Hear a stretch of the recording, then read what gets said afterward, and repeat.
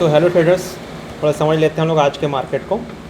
ठीक है, तो आज हमारा जो ट्रेड हुआ है वो काइट में हुआ है, जीरोधा में हुआ है। क्या धन में ग्लिच हो गया था, जब हम ट्रेड लेने वाले थे तब हम इसमें ट्रेड नहीं ले पाए, हमने काइट में ट्रेड लिया है। तो इसमें हमने एटीएम लिया था, ठीक है ना, वो मुझसे गलती हो गई। 67 रुपये का हमने स्ट्राइक प्राइस बाय किया था, 43,800 का ये एटीएम था। उस समय मार्केट 43,800 के आसपास चल रहा था। तो 12.57 हमने पोजीशन बनाई थी बाय की, कॉल साइड की, और 13.59 में हमारा ट्रेलिंग एसएल हिट हो गया था। इसका रीज़न बताऊंगा मैं। हम लोग मात्र 13 पॉइंट हमने क्यों बुक किया, ठीक है ना, क्योंकि हम लोग का जो रिस्क रिवॉर्ड रहता है वो 40 पॉइंट एसएल का रहता है और 80 पॉइंट हमारा एंड अबव टारगेट रहता है हमारा, ठीक है। तो वो हमको मिला अभी, लेकिन किस स्ट्राइक प्राइस मिला तो हम बता देता हूँ, डिस्कस कर लेते हैं थोड़ा, ठीक है ना। तो ये जो कॉल थी, है ना, 12.57 पे हमने इसमें बनाई थी एटीएम में। सेम पोजीशन अगर हम इसमें बनाते, जो कि मैंने इसको खोल के भी रखा था स्ट्राइक प्राइस को, ठीक है ना, लेकिन हम इसमें बना नहीं पाए, धन थोड़ा ग्लिच कर गया था, हैंग हो गया था, ठीक है। तो ये 12.57 ये वाली कैंडल पर, है ना, मान लो इसका हम टॉप पे हम लोग अगर बाय करते ये, है ना, ये टॉप यहाँ तक का प्राइस इसका, ओके। तो हमको ईजिली इसने हमको 100 पॉइंट्स 80 पॉइंट्स हमको जो हमारा टारगेट रहता है वो हमको दिया है, ठीक है ना, यहाँ पर 13.53 पर, ठीक है ना।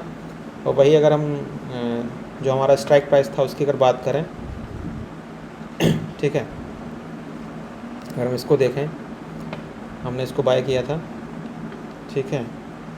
तो इसलिए मैं हमेशा बोलूँगा, आज मैंने सीखा है यहाँ से कि हमेशा हमको 350 से 400 के बीच का स्ट्राइक प्राइस लेना है, ठीक है ना। और चलते हैं 12.57 पे, ये 12.57 ये, ठीक है। तो यहाँ हमने कहीं बाय किया था 67 रुपीज़ के आसपास ये, ठीक है ना, हाई पे बाय किया था। और यहाँ पर ये गया था 107 रुपीज़, ठीक है ना, 108 रुपीज़ हाई मारा था इसने 13:53 पे। और वहीं इसकी बात करें 13:53 पे इसने 93 पॉइंट टच कर दिए थे, है ना। तो इसमें जो मूवमेंट हुआ स्ट्राइक प्राइस में, सेम कॉल साइड के लिए जो मूवमेंट हुआ वो हुआ मात्र कितना, लगभग इसमें लगभग मूवमेंट हुआ वही 30 पॉइंट, है ना, लेकिन वही इसने 93 पॉइंट दी। तो यही जब इसने 100 पॉइंट्स हिट मार दिया तो हम लोग का टारगेट हिट हो गया था। अब चूँकि स्ट्राइक प्राइस की गलती थी हम लोग की, हमने गलत स्ट्राइक प्राइस लिया, ठीक है, तो इसलिए हमने एग्जिट कर दिया मार्केट में, ठीक है ना, ओके। तो स्ट्रेट के पीछे का लॉजिक क्या थोड़ा सा हम समझ लेते हैं। हमने इतना लेट एंट्री क्यों बनाई, मॉर्निंग में एंट्री क्यों नहीं बनाई। तो मॉर्निंग में मुझे कोई भी सेटअप आज नहीं मिला था, ठीक है ना, ओके। मॉर्निंग कोई सेटअप मुझे नहीं मिला, ठीक है। हालांकि मॉर्निंग में सेटअप बने, ठीक है ना, मतलब देखा जाए तो मैंने मिस किया सेटअप को, है ना। मैंने जो फिब लगा दिया था वो यहाँ से लेके यहाँ तक का लगा दिया था, ठीक है ना। तो मार्केट यहाँ पे आएगा, इसका ब्रेकडाउन करेगा, तब फिर मैं यहाँ से बाय करूँगा, ठीक है ना। वो मुझसे गलती हुई, क्यों, क्योंकि मार्केट यहाँ तक का रिट्रेसमेंट, यहाँ वाले जो बायर्स थे उसका रिट्रेसमेंट यहाँ तक दे चुका है। तो ये यहाँ से लगाना कोई मतलब नहीं था, यहाँ से हमको लगाना था, है ना, 11:45-44 के आसपास, और यहाँ तक लगता तो मार्केट एग्जैक्ट वहीं से ऊपर गया, है ना। रीज़न क्या था, निफ्टी ने अपना ब्रेकडाउन दे दिया था, ठीक है ना, ये देखिए, ओके, ये ब्रेकडाउन निफ्टी ने दे दिया था आराम से। तो इसलिए हम लोग यहाँ पे ये जो बैंक निफ्टी का डे लो था वो एज ए सपोर्ट काम किया, ठीक है, ओके। तो हमारी एंट्री यहाँ कहीं बनती, ये 9:32 के आसपास हमारी एंट्री बनती और हमको ईजिली हमको 100 पॉइंट देखने मिल जाते हैं, ठीक है ना। दूसरा सेटअप हमने ये डिस्कस किया था कि ये जो था, ठीक है ना, ये जो हमारा फ्राइडे का डे लो था उसको मैंने एज ए रेजिस्टेंस मार्क कर लिया था, और मैं वेट कर रहा था कि क्लोजिंग तो है, क्लोजिंग को ब्रेक कर दे। देखिए जोन मार्क है, क्लोजिंग ब्रेक कर दे, है ना। यहाँ PSY भी था, साइकोलॉजिकल नंबर था, है ना, ये साइकोलॉजिकल नंबर था, मार्केट ने उसको ब्रेकआउट किया, ये क्लोजिंग को ही ब्रेकआउट किया, ठीक है, ब्रेकआउट किया। मैं इसका वेट कर रहा था कि अब इतना हो गया है तो थोड़ा सा ये भी ब्रेक अगर हो जाए तो हम कंफर्मेशन के साथ यहाँ पर पुट ले लेते। लेकिन मार्केट केवल साइकोलॉजिकल नंबर और ये क्लोजिंग को वेट करके यहाँ पे बायर एक्टिवेट हो गए थे, है ना।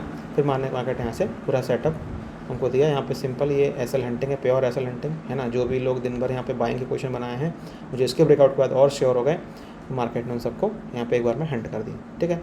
हमारी पोजीशन बनी सिंपल सी यहाँ पर 12.57 पर। कैसे बनी, यहाँ से लेके यहाँ तक हमने एक फिब ड्रॉ कर दिया, ठीक है, ओके। ये यहाँ पर हमारी पोजीशन बनी 12:57 पर। देखिए ये यहाँ पर ठीक है ना। जब मार्केट यहाँ से रेजिस्टेंस लेने लगा था, रिट्रेसमेंट लेने लगा, तो फिर हमने ये जोन ड्रॉ कर लिया था, यहीं से हमने बाय किया था। और हमको मार्केट ने 12:57 के बाद बिना कोई लॉस दिखाए सीधे हमको मार्केट ने लगभग यहाँ पर स्पॉट में 130 पॉइंट दिखाए और प्रीमियम में हमको 150 पॉइंट दिखाए, क्योंकि आज एक्सपायरी थी, ठीक है ना।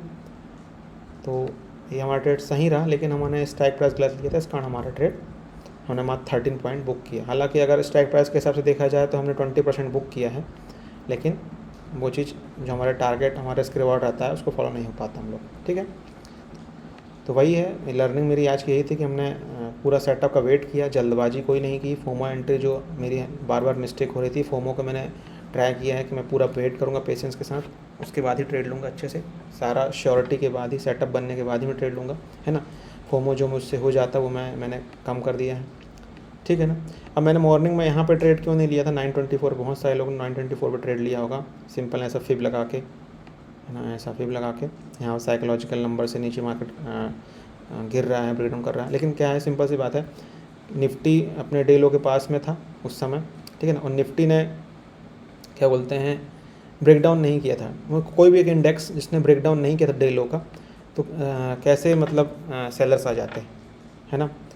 तो यहाँ पर क्या बायर आते, सिंपल सी बात है, डे लो के पास, है ना, बायर ही एक्टिवेट होते हैं यहाँ पे। तो मार्केट उनको पहले निकाला और फिर मार्केट ने उनको निकालने के बाद फिर कॉल वालों को यहाँ पे प्रॉफिट दिया, ठीक है ना। यहाँ सारे सेलर बैठ गए, है ना, निफ्टी को देख के, निफ्टी में भी सेलर है ना आ गए, ठीक है। उसके बाद फिर मार्केट उनको निकाल दिया।